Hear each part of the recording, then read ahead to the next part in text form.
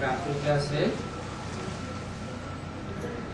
29 अगस्त 1967। ये है ज्ञान मार्ग और वो है भक्ति मार्ग।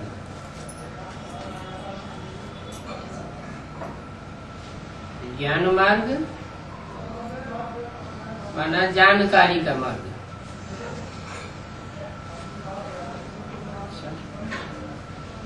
भक्ति मार्ग में जानकारी नहीं होती। भक्ति मार्ग में कुछ जानते नहीं है क्या? जानते तो हैं, लेकिन जो कुछ भी जानते हैं वो सब नकामी बातें हैं। काम की कोई बात नहीं। क्यों?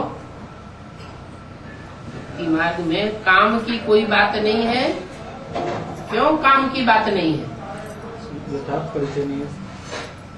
क्योंकि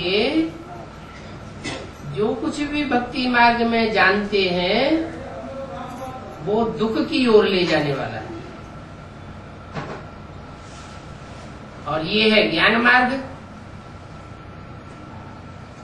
जानते हैं, जानकारी है, ज्ञान है। किस बात का ज्ञान है? सत्य का ज्ञान है। सत्य क्या है? जो सुख देने वाला है सो सत्य है, जो दुख देने वाला है सो असत्य है। दुखदाई है रावण और सुखदाई है राम। सुख देने वाला एक है और दुख देने वाले रावण के अनेक सिर हैं और मुखिया बनकर के बैठे। एक है सुखदाता, बाकी सब है दुखदाता। तो सत्य किसे कहा जाए? ज्ञान किसे कहा जाए?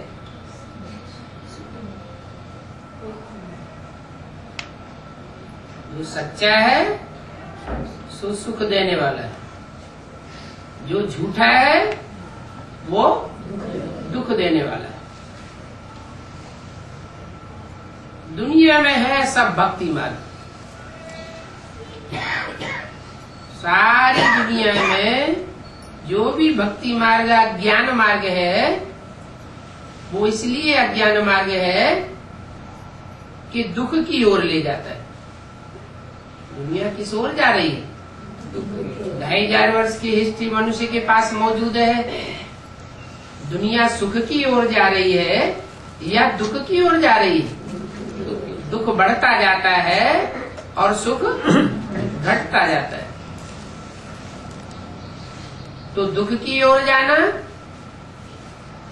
माना अज्ञान मार्ग में है, और सुख की ओर जाना माना ज्ञान मार्ग में है।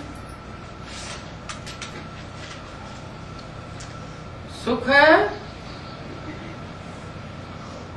स्वरूप और दुख स्वरूप।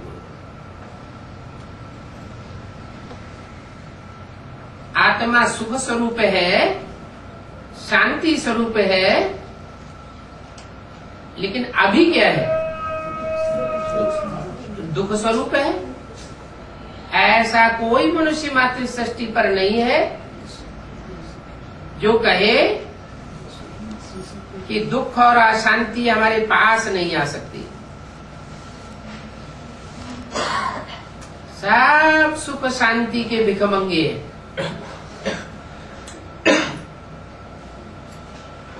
माना सब सत्य से दूर है और असत्य से चिपके हुए हैं। सत्य एक बाप सत्य और अनेक हैं असत्य। ये है झूठ खंड। झूठ खंड में सब झूठे झूठे लेना, झूठे देना, झूठे भोजन, झूठ चबेना। हर बात में झूठ ही झूठ। बाप आकर सत्य बताते हैं। बाप है ही सत्य चित्त आनंद, सच्चा है, चैतन्य है और आनंद स्वरूप है। आनंद स्वरूप माना सुख स्वरूप है। तो सत्य बाप आकर बताते हैं।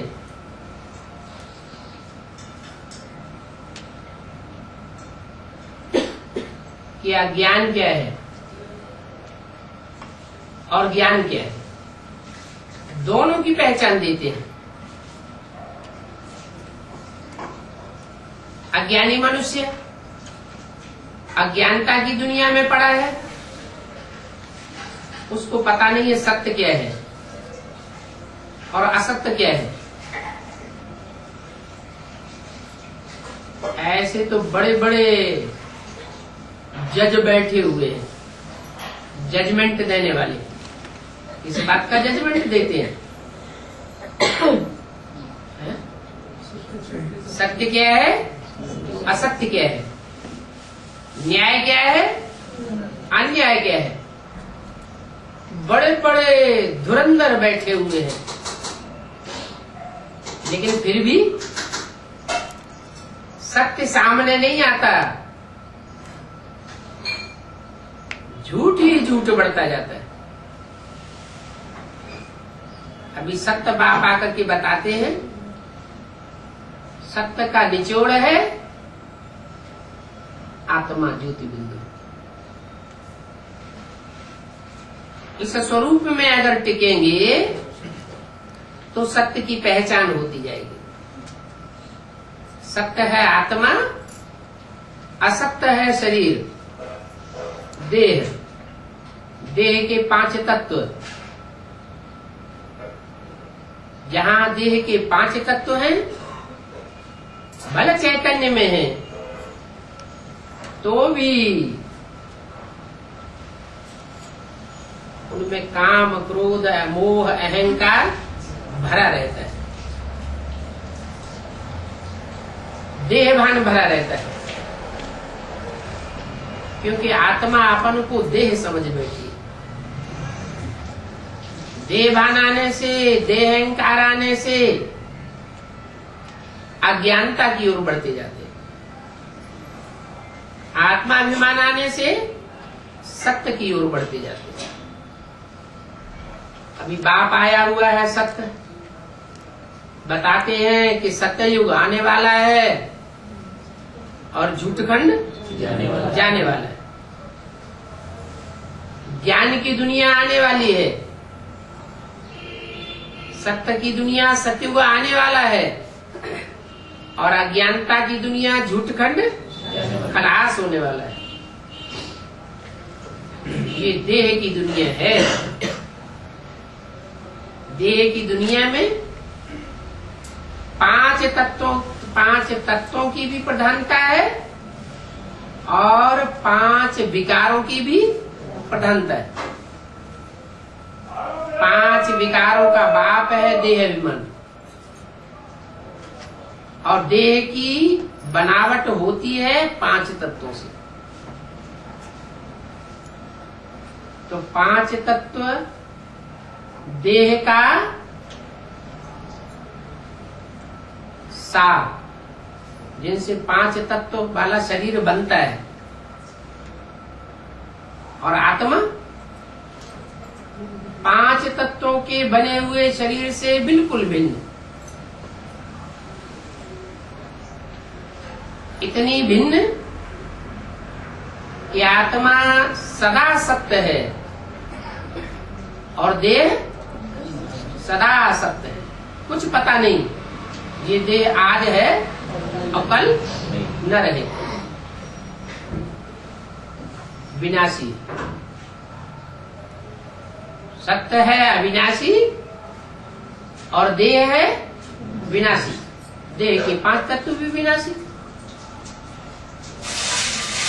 तो क्या सत्युग में देवताओं को देह नहीं होगी? देह तो होगी, लेकिन देह का भान नहीं होगा। और उसे झूठखंड की दुनिया में देह का भान पकड़, मैं इतने पैसे वाला हूँ, मैं इतने मर्तबे वाला हूँ, मेरी इतनी पोजीशन है। तो ये जो देह भान है वो देह भान ही झूठ है। झूठ खंड की दुनिया में झूठ आता है रावण से, और रावण अज्ञानता ही सिखाता है। क्या? अजानता।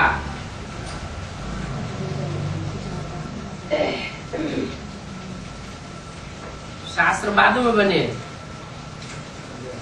क्या? शास्त्र तो बने बाद में, लेकिन अजंता अलोरा की गुफाएं पहले बनी। वहां से शुरुआत हुई मनुष्य के अज्ञानता की। उन गुफाओं में ज्ञान के नाम पर अज्ञानता के चित्र बना दिए गए। जो चित्र बने उनमें सत्य था या असत्य था, सच्चाई थी या झूठापन ज्यादा था? है? नहीं, उन चित्रों में चित्रकार ने जो भाव भंगियां भरी थी उसमें सच्चाई तो थी, लेकिन चित्र बनाने वाले कौन थे? भगवान था या देहधारी मनुष्य थे? देहधारियों ने वो अजंता एलोरा एलिफेंटा के चित्र बनाए गुफाओं में। और जिन मनुष्यों ने बनाए वो मनुष्य स्वयं स्थिति में स्थित होने वाले देवता थे या परचिंतन करने वाले थे? मनुष्य थे। मन जिनको होता है उनको कहते हैं मनुष्य। मन क्या करता है? चंचलता करता है। तो चंचलता से जिनका जन्म हुआ वो है असत। और बाप आकर के राजयोग सिखाते हैं। मन को क्या बनाते हैं? अमन बनाते हैं। मन स्थिर हो जाता है, जैसे कि मन है ही नहीं, एकाग्र हो जाता है। मन जब एकाग्र हो जाता है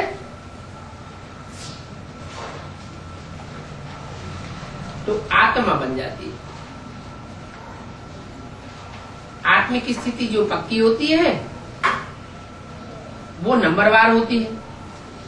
सतयुग में जो भी देवताएं होंगे वो सब एक जैसी आत्मिक स्थिति वाले होंगे या नंबरवार होंगे? सबकी 16 कला संपूर्ण स्टेज होगी, वो तो होगी, लेकिन फिर भी जो आत्मा आत्मिक स्थिति में ऐसी स्थित हो जाए कि सारी मनुष्य सृष्टि का ज्ञान उसमें समा जाए, पूरा ड्यूरेशन 5000 वर्ष का उस बुद्धि में आत्मा में समाया हुआ हो तो कहेंगे संपन्न आत्मा, संपूर्ण आत्मा। अगर कोई आत्मा दो जन्म या 2 दिन भी कम जन्म लेती है 5000 वर्ष के ड्यूरेशन में, तो उसको संपूर्ण नहीं कहेंगे, आत्मा नहीं कहेंगे। 16 कला संपूर्ण तो होगी, लेकिन कुछ न कुछ परसेंटेज में आत्मिक स्थिति में अंतर पड़ जाएगा। तो 100% सत्य सिर्फ एक बचता है और बाकी सब बाकी सब परसेंटेज में आ जाते हैं। जो 100% सत्य बचता है इस सृष्टि पर, जिसके लिए बोला है इस सृष्टि पर सदा कायम एक शिव बाबा है। अगर वो शिव बाबा इस सृष्टि पर सदा कायम न रहे तो ये सृष्टि भी ठहर नहीं सकती। सत्य के बगैर सृष्टि ठहर नहीं सकती। भले आज की दुनिया झूठखंड है, लेकिन झूठखंड भी ठहरा हुआ है ना, खलास तो नहीं हो गया, अभी ठहरा हुआ है। इसका मतलब जरूर इसमें कहीं न कहीं सत्य है। और अभी तो जो संपूर्ण सत्य है और सदैव सत्य है, जिस सत्य के लिए गायन है पूर्णमिदम्, वो सदा पूर्ण है, पूर्णमद है। उस पूर्ण में से पूरा निकाल लो। पूर्णात् पूजम उदिच्यते, पूर्णस्य पूर्णमादाय पूर्णमेवावशिष्यते। वो ऐसा सत्य है कि उस सत्य में से पूरा ही सत्य निकाल लिया जाए तो भी वो सत्य ही बचता है। वो कौन है? उसको कहते हैं सदाशिव। सदाशिव एक होता है संगम युग में सदाशिव साकार रूप में, जो मुकर्रर रूप से पार्ट बजाने वाला है। और एक होता है सदाशिव सिर्फ संगम युग में ही नहीं, चाहे संगम हो, चाहे शूटिंग पीरियड हो, और चाहे 5000 वर्ष का ब्रॉड ड्रामा हो, तो भी वो सत्य है जरूर। उस सत्य की सत्ता जरूर रहती है, भले सृष्टि में नहीं रहता है। कौन? सदाशिव। तो भी उसकी सत्ता काम करती है। वो शिव परमधामवासी बन जाता है संगम युग के बाद। वो परमधामवासी शिव जब परमधामवासी बन जाता है तो इस सृष्टि का क्षरण शुरू हो जाता है।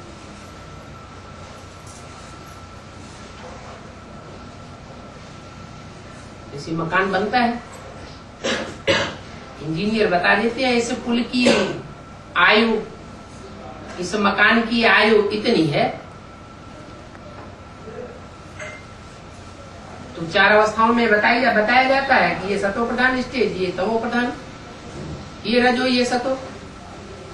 तो ऐसे ही आत्मा भी इस सृष्टि पर जब संपन्न बनती है, संपूर्ण सत्य नंबरवार आत्माएं धारण करती हैं, सात्विक स्टेज को धारण करने के बाद एक लंबे अरसे तक वो अपने सत्व को टिका पाती है। लेकिन सदाशिव इस सृष्टि पर न होने के कारण आखिरी रिजल्ट क्या होता है? जैसे जैसे असक्त आत्माएं, जो अपूर्ण आत्माएं हैं, वो इस सृष्टि पर उतरती रहती हैं, ऊपर से बाद में उतरती हैं, वो अपूर्ण आत्माएं उतरती हैं या संपन्न आत्माएं उतरती हैं? अपूर्ण आत्माएं, माने पूरी आत्मा नहीं बनती, पूरे 84 का चक्र लेने वाली आत्माएं नहीं है। वो उतरती है तो उनके संग के रंग में आने से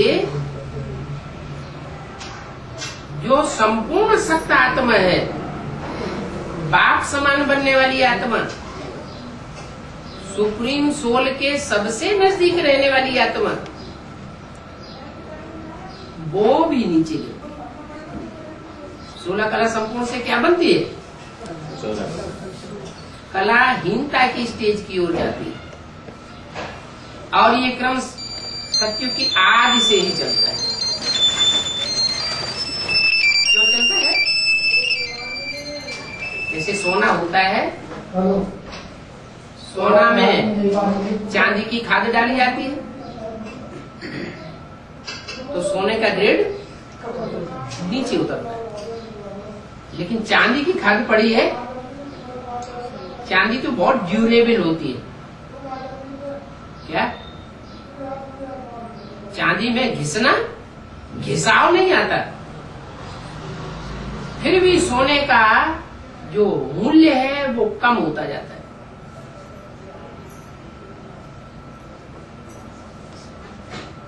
त्रेता में जो चांदी की खाद पड़ती है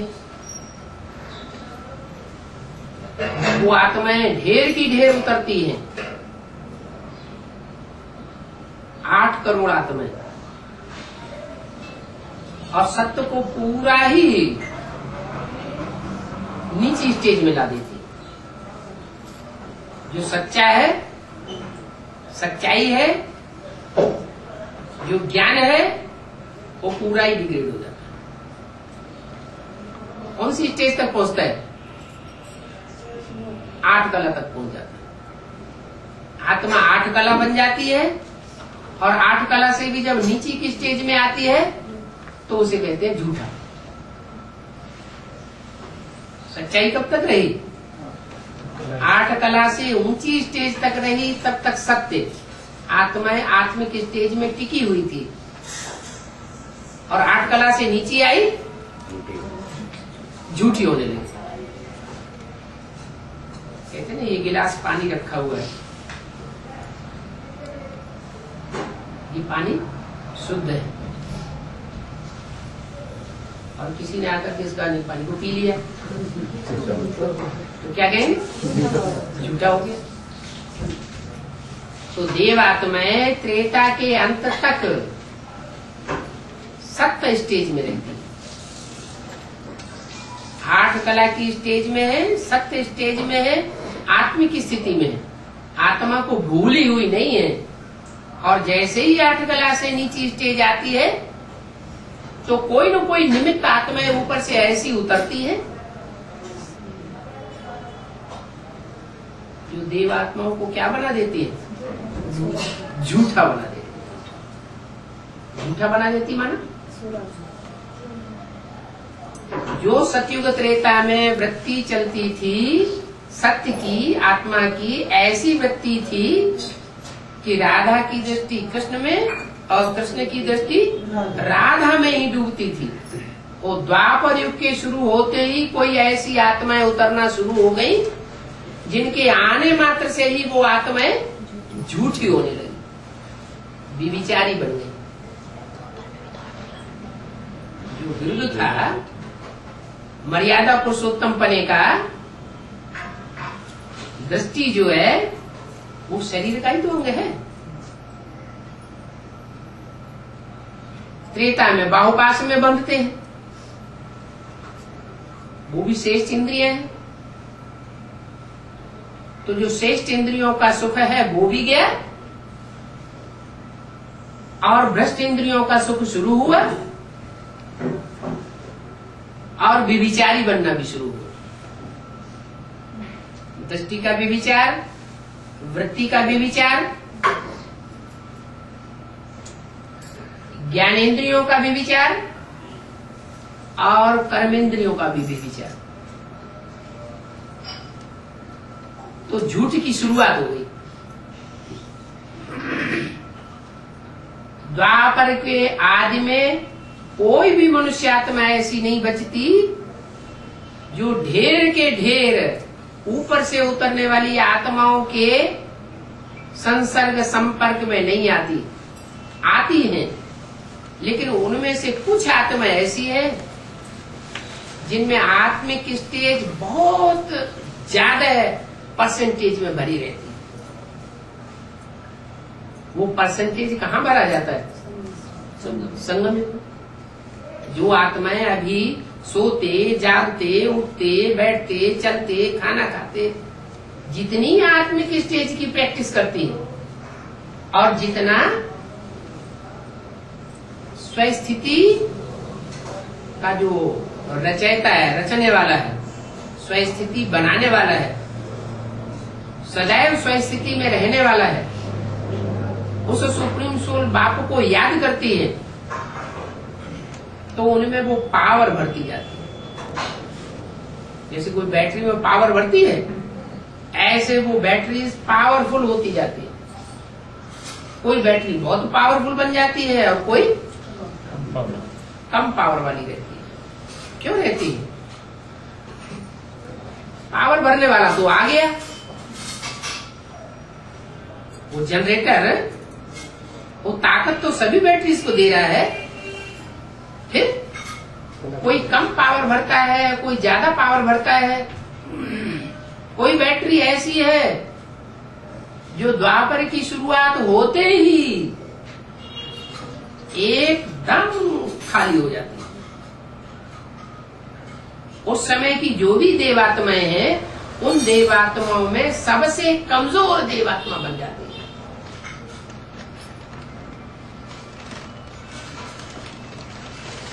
और उस कमजोर देवात्मा में, पतित देवात्मा में ऊपर से आने वाली पावरफुल आत्मा प्रवेश कर जाती है। जो ऊपर से प्रवेश करती है वो अपनी कोटि की पावन आत्मा है, लेकिन इतना ज्ञान उसमें नहीं है कि व्यभिचार क्या होता है और अव्यभिचार क्या होता है। झूठा किसे कहा जाता है और 100% सच्चा किसे कहा जाता है। ऐसी आत्मा जब उस कमजोर आत्मा में प्रवेश करती है तो सत्य का ज्ञान न होने के कारण वो भी तेजी से उस झूठ के संग के रंग में आती है, पतित आत्मा के संग के रंग में आती है और तेजी से नीचे गिरना शुरू हो जाती है। क्यों? क्योंकि उस आत्मा की बुद्धि में व्यभिचार का ज्ञान नहीं है। खूब व्यभिचार फैलाती है, दृष्टि वृत्ति का करप्शन फैलाती है। उस फैलाने के टाइम पर कुछ आत्माएं उस करप्शन से बच करके रहती है और कुछ आत्माएं पूरी कन्वर्ट हो जाती है। इसका कारण क्या हुआ?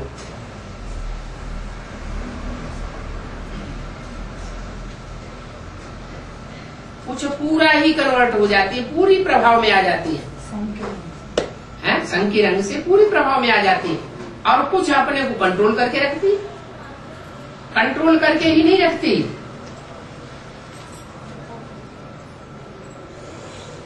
उन कन्वर्टेड आत्माओं को जो दृष्टि वृत्ति का करप्शन में पूरी फंस जाती है, उनको खदेड़ के हिंदुस्तान से बाहर कर देती है।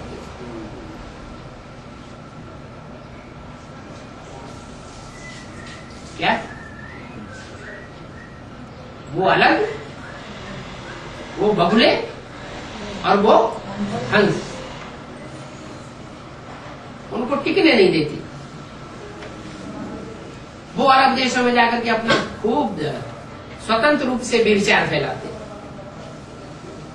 इतना तक उनमें व्यभिचार होता है कि भाई बहन क्या है वो भी नहीं मानता। भाई बहन में शादी होने लगती है।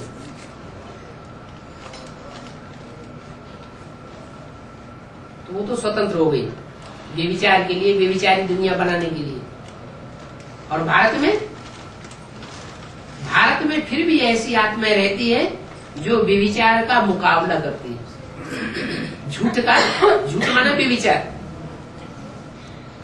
व्यभिचार का मुकाबला करती है। मुकाबला करते करते,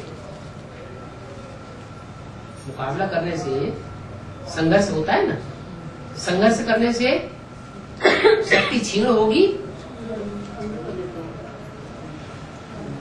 या पावरफुल बनेगा?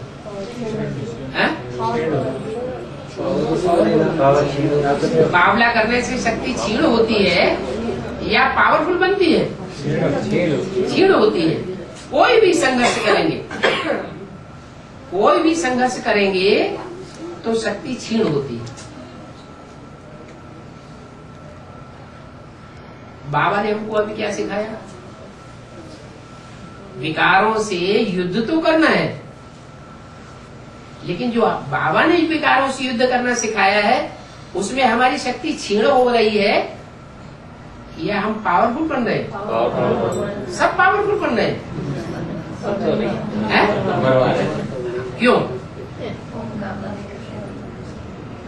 क्यों? पढ़ाई तो सबको एक जैसी पढ़ाई जा रही है। जन्मों के साथ जन्मों के क्या संस्कार?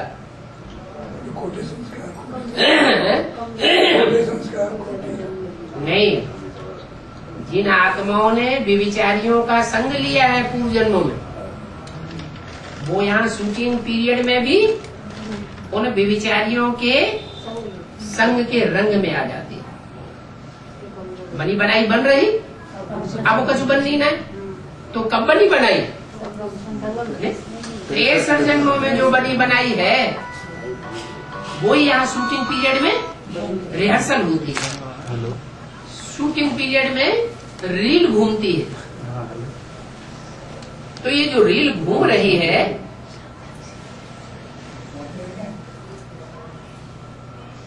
ये रील शिव बाबा घुमा रहा है,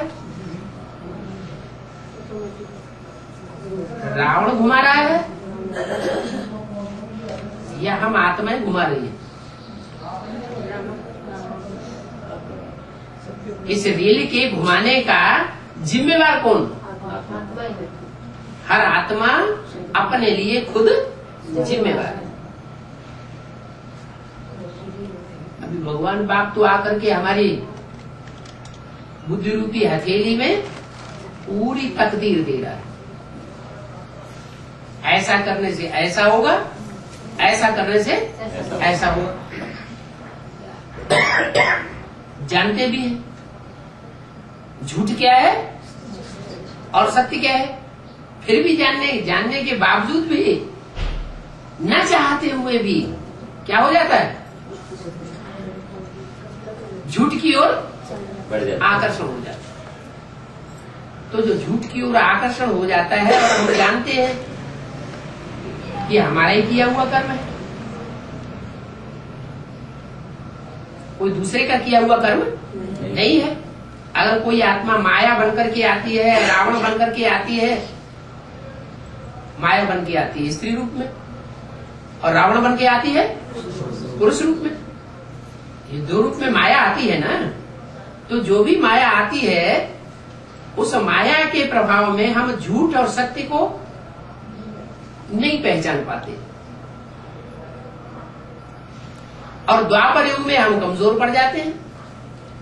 कोई द्वापर में आज में ही कमजोर पड़ते हैं, कोई द्वापर के मध्य में कमजोर पड़ जाते, दूसरे धर्म पिताओं के आने के बाद, कोई द्वापर के अंत में, कोई कलयुग के अंत में, कोई कलयुग के मध्य में, और कोई आत्मा ऐसी है जो कलयुग के अंत तक, अंतिम जन्म तक झूठ से लड़ाई लड़ती रहती है।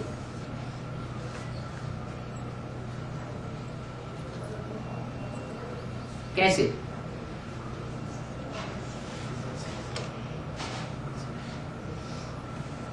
अंतिम जन्म तक लड़ाई लड़ेंगी तो संघर्ष करते करते उन आत्माओं का हाल क्या होगा?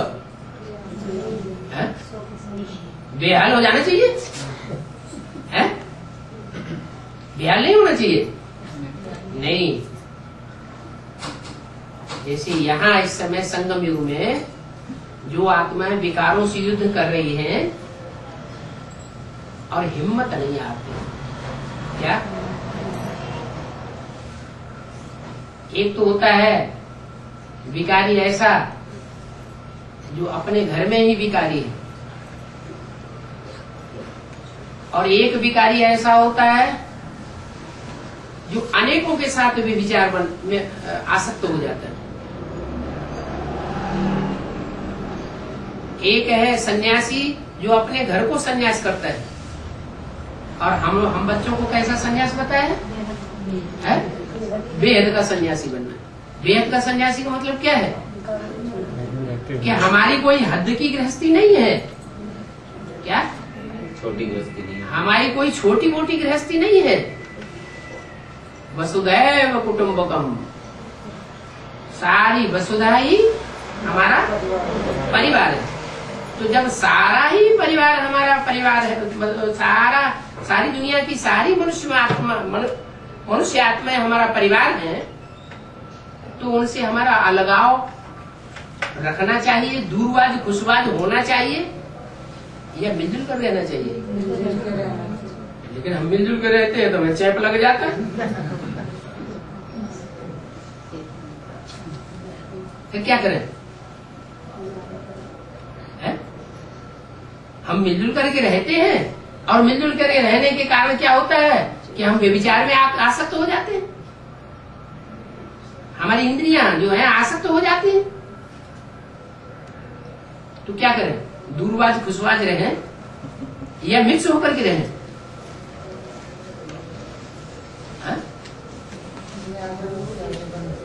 न्यारे और प्यारे बन के रहें। कोई मिसाल? जैसे कीचड़ में कमल का फूल रहता है। कमल का फूल, वो कमल का फूल तो जड़ है, मिसाल कहाँ हुई? कोई चैतन्य मिसाल बताए? राम वाली आत्मा। कैसे? राम वाली आत्मा कहते मर्यादा पुरुषोत्तम होना, दूसरी शादी भी देंगे।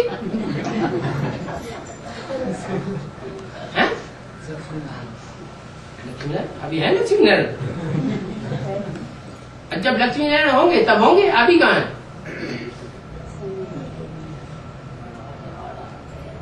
अरे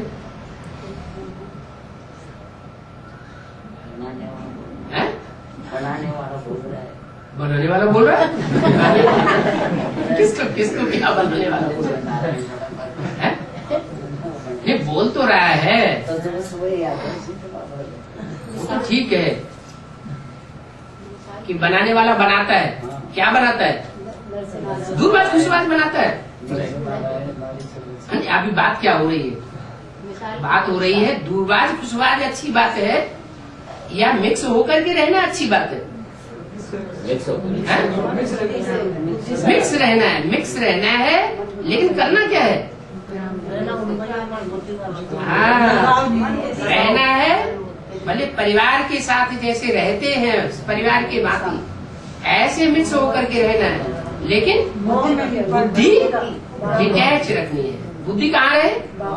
जो बाबा ने बताया सत्य। क्या है सत्य? आत्मा। आत्मा की स्थिति में रहना, बिंदु रूप स्टेज में रहना। मैं आत्मा देह नहीं हूँ, 5 तत्वों का पुतला नहीं हूँ, और 5 तत्वों के पुतले में प्रभावित होने वाली आत्मा, जो प्रभावित होने वाली आत्मा है 5 तत्वों के पुतले से, वो रुलाने वाली आत्मा नहीं। जो देह से, देह के संबंधियों से, देह के पदार्थों से अटैच हो जाते हैं बुद्धि से। बुद्धि को ही आत्मा कहा जाता है। मनोबुद्धि से जो अटैच हो जाते हैं देह के संबंधियों, देह के पदार्थों से छोड़ नहीं सकते, तो अटैच होने वाली बुद्धि वो फिर डिटैच कैसे होगी? प्रैक्टिस तो करनी पड़ेगी। क्या प्रैक्टिस? आत्मा। आत्मा अपने को समझा, माना 5 तत्वों से डिटैच हो गई, ये जड़त्व के ऊपर जीत हुई। अब रही बात आत्मा में जो विकार भरे हुए हैं। आत्मा है तो चैतन्य, देह को नहीं सोचा, देह को नहीं याद किया, ज्योति बिंदु समझा, लेकिन ज्योति बिंदु आत्मा में विकार तो भरे हुए हैं 63 जन्मों की। तो 63 जन्मों के जो विकार भरे हुए हैं, विकृति भरी हुई है, वो विकृति को खलास करने के लिए क्या करें? परमात्मा बाप को याद करें। ऐसी आत्मा को याद करें जो कभी विकृति में नहीं आती। देह में तो आती है, लेकिन देह में आने के बावजूद भी निवृत्त रहती है, और जिसमें प्रवेश करती है उसको भी निवृत्त बनना सिखाती है। यहाँ तक निवृत्त बनना सिखाती है कि यादगार दिखाई है कि सांप लिपटे हुए हैं। क्या? काम विकार की यादगार सांप लिपटा हुआ है कमर में। कोई एक सांप लिपटा हुआ होने की बात होगी क्या? हा? एक ही सांप लिपटा था क्या? अरे सारा परिवार, जब सारी दुनिया कुटुंब है तो कितने भी सांप हो, उन सांपों से प्रभावित होने वाली आत्मा नहीं होनी चाहिए। वो यादगार बनी हुई है, वो सैंपल बताया गया है। ऐसे ही क्रोध विकार, क्रोध के लिए कौन सी भुजा ज्यादा काम करती है क्रोध में? है? कोई की राइट हैंड ज्यादा काम करता है और कोई का लेफ्ट हैंड ज्यादा काम करता है। घरवाली को कहते हैं लेफ्ट हैंड और पुरुष स्वयं है राइट हैंड। तो क्रोध के रूप में जो कार्य करने वाली जन्म जन्मांतर की सहयोगी आत्मा है, देवात्मा होती है ना, तो देवात्माएं तो 21 जन्म तक लगातार एक के साथ एक के संग में रहती है। फिर धीरे धीरे उनका संग किसी का जल्दी टूट जाता है, किसी का अंत तक टूटता है। नंबर 12, तो जो आत्माएं आदि से लेकर के अंत तक एक के संग के रंग में रंगी है, जैसे पार्वती के लिए क्या गायन है, वरौ शंभु न तो रहो कुमार। अगर मेरा पति के रूप में संसर्ग रहे तो एक आत्मा के साथ संसर्ग रहे और दूसरी जास्ती नीचे गिरने वाली आत्माओं के साथ मेरा संसर्ग संपर्क संबंध न जुटे। कौन सा संबंध? सबसे ज्यादा चेप कौन से संबंध में लगता है?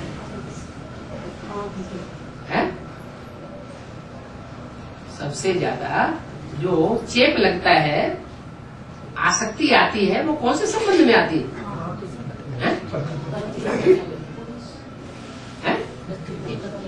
अरे कन्या है, सारी जीवन कन्या पवित्र रहती है, माँ बाप की बनकर के रहती है, पीहर घर की होकर के रहती है, पीहर के भांतियों की बनकर के रहती है, और जब वो पति के घर चली जाती है तो किसकी हो जाती है? पति के घर। ऐसे क्या बात हो गई जो इतना परिवर्तन हो गया? देह का चेप लग गया। है? देह का लग गया। देह का चेप वो लगा जो उसी संबंध में होता है और किसी संबंध में नहीं होता। क्लोज कनेक्शन, इंद्रियों का, सारी इंद्रियों का क्लोज कांटेक्ट जिस संबंध में होता है, वो संबंध सबसे नीचे गिराने वाला है। अगर ईश्वरीय स्मृति में रहे, आत्मिक स्थिति में रहे, क्या आत्मा की पक्की स्थिति में रहे, तो चेप लगेगा फिर? है? नहीं लगेगा। तो फिर तो करके देखना चाहिए।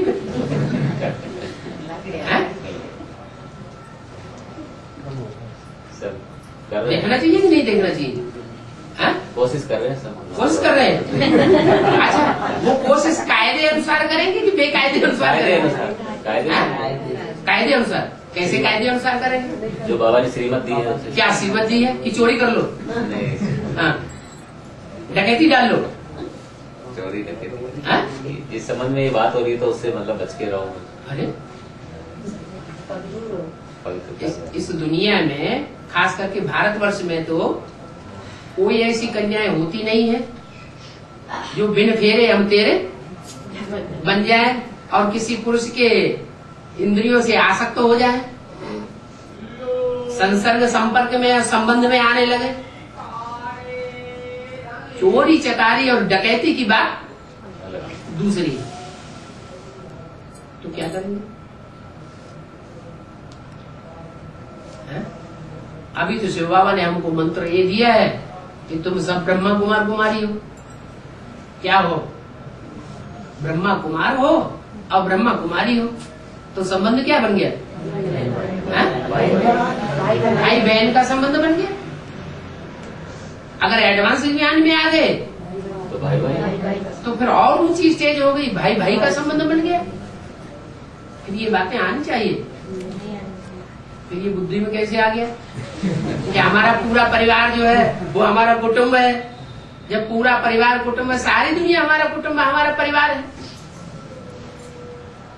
तो परिवार जो है वो हमारी बुद्धि में कौन सा परिवार है?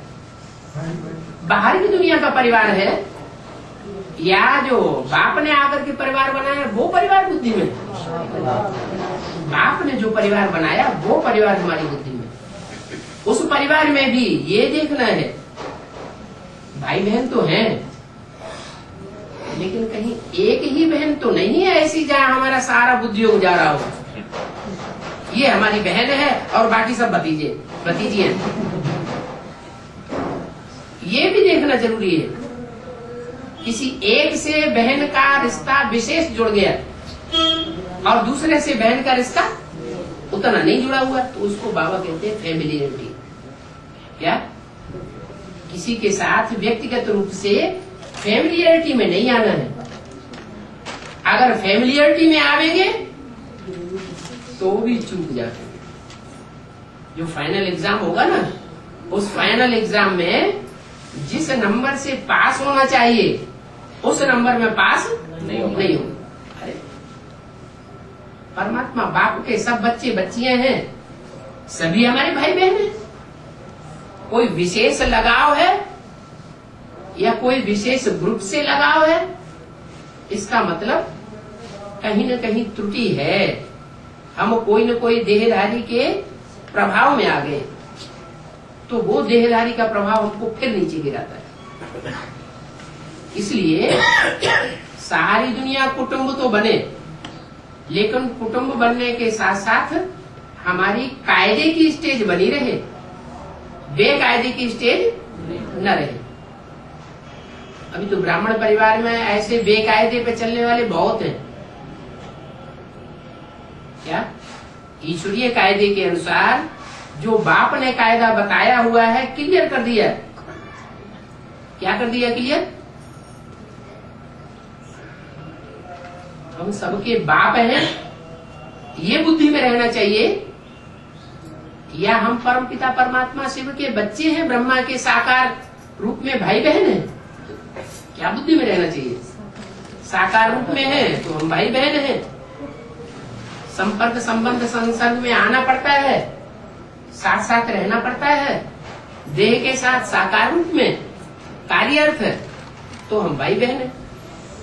और जब हम अपनी स्टेज में टिके हुए हैं, हम आत्मा हैं, तो हम भाई भाई हैं। पहुंचना तो है भाई भाई की स्टेज तक, लेकिन भाई भाई की स्टेज तक न भी पहुंचे तो कम से कम भाई बहन की स्टेज पर तो हो। लेकिन भाई बहन की स्टेज में भी बाप कहते हैं माया आ जाती है। क्यों माया आ जाती है? हम तो ब्राह्मण परिवार के बन चुके, माया नहीं आनी चाहिए। ब्राह्मण परिवार के तो बन चुके, लेकिन इस ब्राह्मण परिवार में भी ऐसी ढेर सारी आत्माएं घुसी हुई हैं जो इस्लाम धर्म में कन्वर्ट हो चुकी थी। चाहे एडवांस पार्टी हो और चाहे वो बेसिक पार्टी हो। बेसिक पार्टी में जड़ें हैं इस्लाम धर्म की और एडवांस पार्टी में बीज है इस्लाम धर्म के, विचार फैलाने वाले। तो ये ध्यान रखना है कि यहाँ सब एक जैसे नहीं है, किसी के मस्तक पर कुछ भी लिखा हुआ नहीं है। इसलिए अपनी सुरक्षा अपने हाथ में है।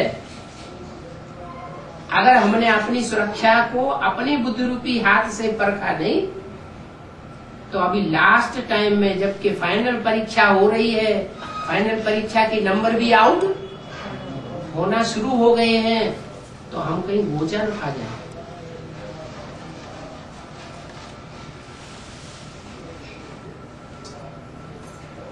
पांच हैं दुश्मन, काम, क्रोध, लोभ, मोह। शंकर जी के गले में मोह लटका हुआ है, सर्प लटका हुआ दिखाए जाते हैं। मोह और सबसे ऊपर अहंकार। ये 5 दुश्मन हैं, लेकिन दुश्मनों से दुश्मनी करनी है क्या? हाँ, क्या करना है? क्या करना है?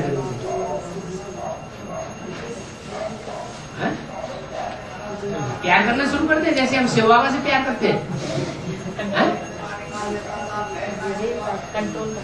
हाँ, भले सर्प हैं, लेकिन सर्प होते हुए भी इतने जो नजदीक हैं, इससे ये साबित होता है कि वो सुप्रीम सोल को तो प्यार नहीं करते। क्या? सुप्रीम सोल को, सदा शिव को तो उतना प्यार नहीं करते, लेकिन किसको प्यार करते हैं? सुप्रीम सोल जिसमें प्रवेश करता है उससे प्यार। तो जिसमें प्रवेश करता है वो कोई नीची कोटि की आत्मा है क्या? है? नीची कोटि की आत्मा तो नहीं है। सुप्रीम सोल आकर के उसको स्वीकार करता है पहले है तो उच्च कोटि की आत्मा। लेकिन उस देहधारी को याद करें, उससे चिपके रहे और सुप्रीम सोल को भूल जाए, तो सबको याद किया या शिव को याद किया? तो कहेंगे सबको याद किया। तो जैसे मुर्दे से कोई प्रीति करे, ऐसी भी कहानियां आई हैं कि पत्नी से बहुत प्यार करता है कोई, पत्नी जब मर जाती है, कब्र दाखिल हो गई, तो कब्र में से निकाल करके उसके साथ प्यार कर लिया, कर्मेंद्रियों का भोग कर लिया। तो जीवित अवस्था में जो भोग किया, संग किया, और मृत अवस्था में मुर्दे के साथ जो संग किया, उसमें फर्क क्या पड़ेगा? कौन सा ज्यादा तुच्छ हो गया? जो मुर्दे के साथ प्यार किया, ऐसे मुर्दे के साथ प्यार करने वाले ब्राह्मणों की दुनिया में बहुत हो गए। ब्राह्मणों की दुनिया में भी बहुत हैं, और फिर बाहर की दुनिया में तो है ही है।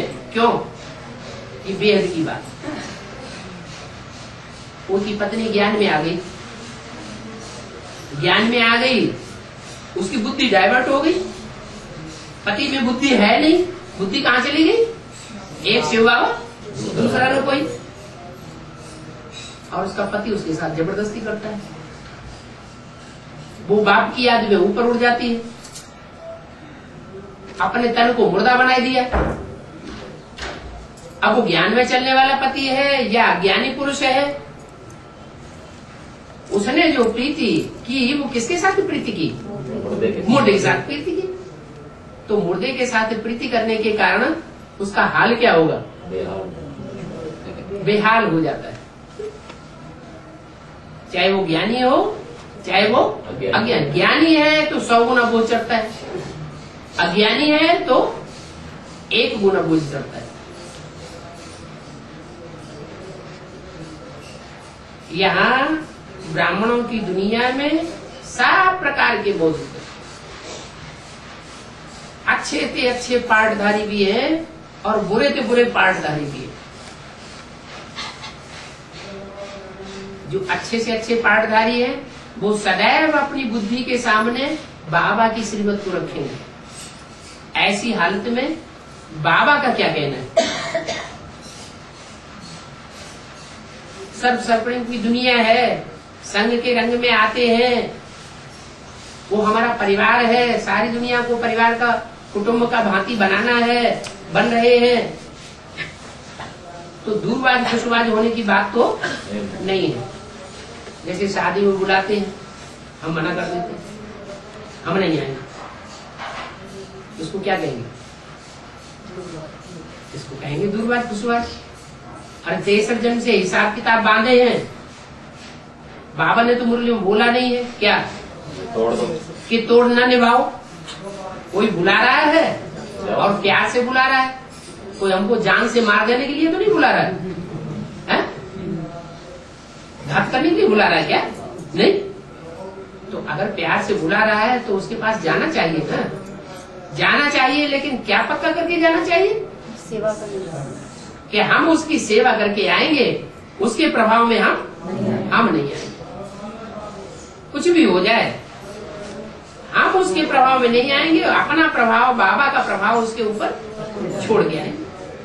तो ऐसे ही ये तो वही गृहस्थियों की बात, लेकिन जो गृहस्थी नहीं है, अपने को ईश्वरीय सेवा में अर्पण कर दिया है, उनके लिए भी यही बात लागू होती है। क्या कोई अगर प्यार से बुलाता है कि आकर के हमको समझाओ, और वो जानता है कि ये तो नीति नियमों पर चलने वाले नहीं है, ये तो नियमों का उल्लंघन करने वाले हैं, और उनके निमंत्रण को ठुकराए दे,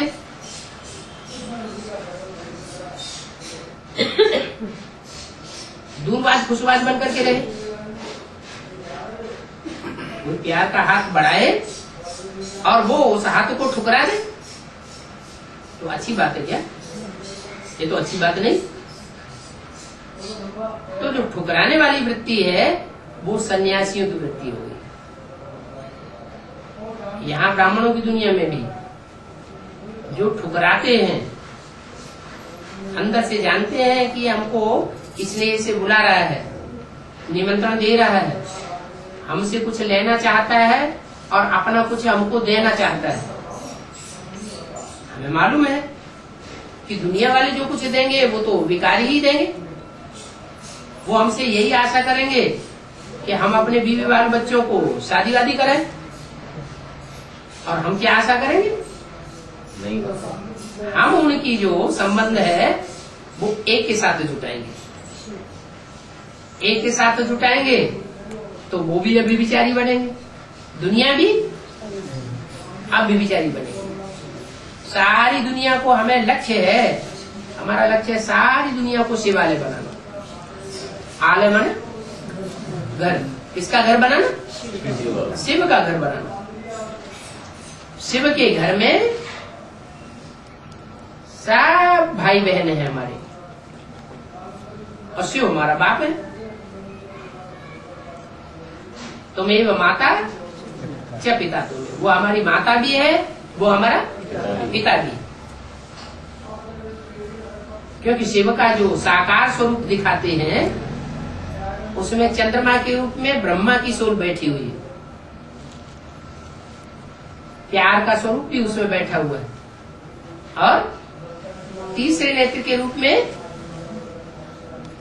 जो जजमेंट देने वाला है, बुद्धि का नेत्र, वो भी बैठा हुआ है।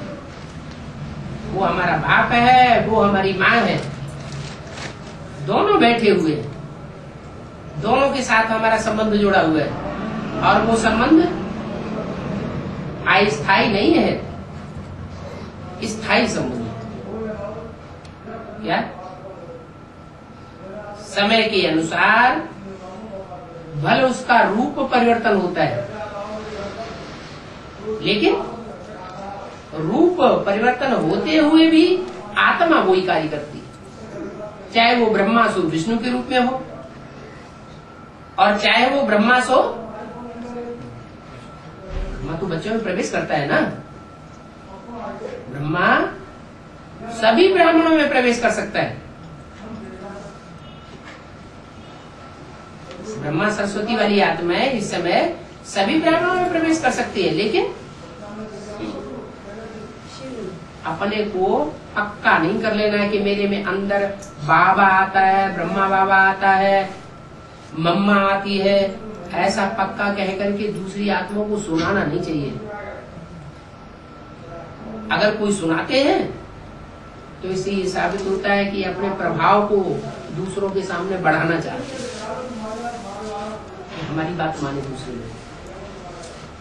ऐसी बात अगर करेंगे तो प्रभाव बढ़ेगा, प्रभाव बढ़ेगा तो जो अज्ञानी आत्मा है उस प्रभाव में आएंगे, जो ज्ञानी आत्माएं हैं, जिनकी बुद्धि में एक शिव बाबा, दूसरा न कोई बसा हुआ है, वो आत्मा प्रभाव में आने वाली नहीं।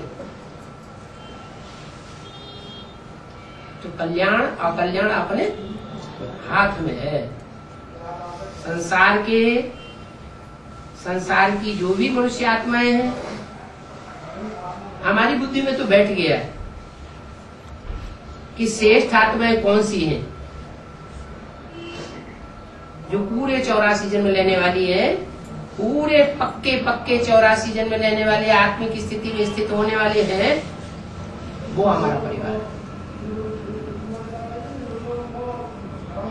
वो हमारी डायनेस्टी का परिवार है। और जो पूरे 84 जन्म लेने वाले नहीं है, वो हमारा परिवार नहीं है। फिर भी परिवार न होते हुए भी शिव जो इस सृष्टि पर आया हुआ है, वो सारी दुनिया का कल्याण करने के लिए आया है या सिर्फ 9 लाख आत्मा का कल्याण करने के लिए आया है? सिर्फ 9 लाख सितारों का ही कल्याण करने के लिए नहीं आया है, सारी सृष्टि की हर मनुष्य आत्मा का कल्याण करने के लिए आया।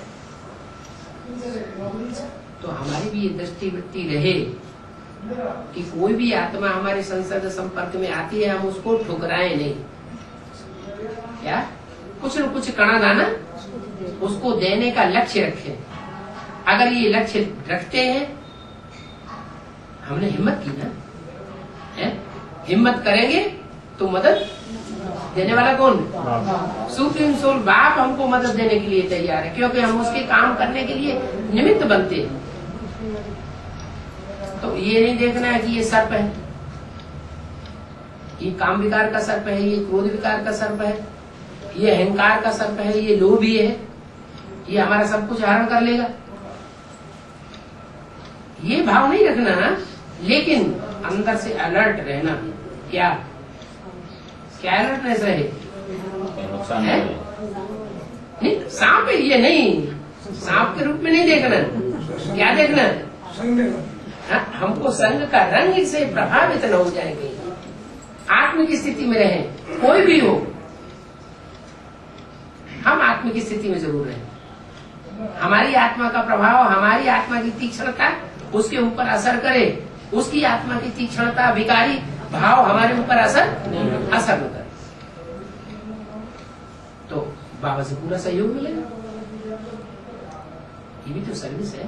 क्या जैसे बाबा किसी को सुनाते हैं तो ऐसे बोलते हैं, ये कौन सा ज्ञान है तुम्हारा जो ऐसे नियम लेके बैठे? कैसे नियम? हम पहले सुनाते ही समय उसको नियम बताने लग पड़ेंगे। जैसे अभी रिश्तेदारी में कहीं जाते हैं, खाना पीना का, तो वो तो उनको मालूम पड़ ही जाता है ना, जैसे खाने पीने। हाँ, तो कहते ये तेरे बाप ज्ञान नहीं है, हाँ। हम नहीं सुनना चाहेंगे इस ज्ञान। अच्छा, तो क्या चाहते हो? अपने ज्ञान के ऊपर उनसे पूछो क्या चाहते हो आप? तेरा ज्ञान तेरे पास रख, और तो हमारी याद डेली पे भी नहीं चढ़ेगा। हैं? वो क्या चाहते हैं हमसे? ये चाहते हैं कि जैसे सारा संबंधी में जुटते रहो, ये खाना पीना सब कुछ ये करके रहो, हाँ।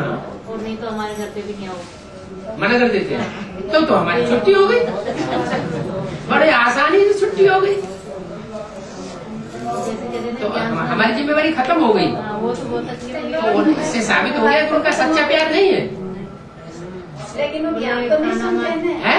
ज्ञान तो नहीं सुनते हैं, ज्ञान नहीं सुनते, ज्यादा खान पीन के ऊपर ही बुलाते हैं, बुलाते नहीं है, बुलाते तो हैं, बुलाते तो हम जाते हैं, ज्ञान नहीं सुनना चाहते। या नहीं सुनते, कोई अर्थ नहीं।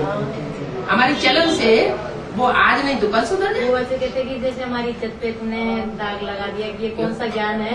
हमने कौन सी इज्जत खराब कर दी? बहू की इज्जत खराब कर दी कि बेटे की इज्जत खराब कर दी कि बहन की इज्जत खराब कर दी? किसकी इज्जत हमने खराब तुमने कर दी? पूछी तो बोला हमारे घर पे नहीं आना, हमारे दिल्ली पे वो नहीं। बात ठीक है, तब ठीक है, तो हम समझ गए कि तुम सच्चे प्यारे नहीं हो, तुम्हारा प्यार झूठा है। बाबा इनका तो पूरा ही परिवार तोड़ के बैठ गया, फिर हाँ, हो गया।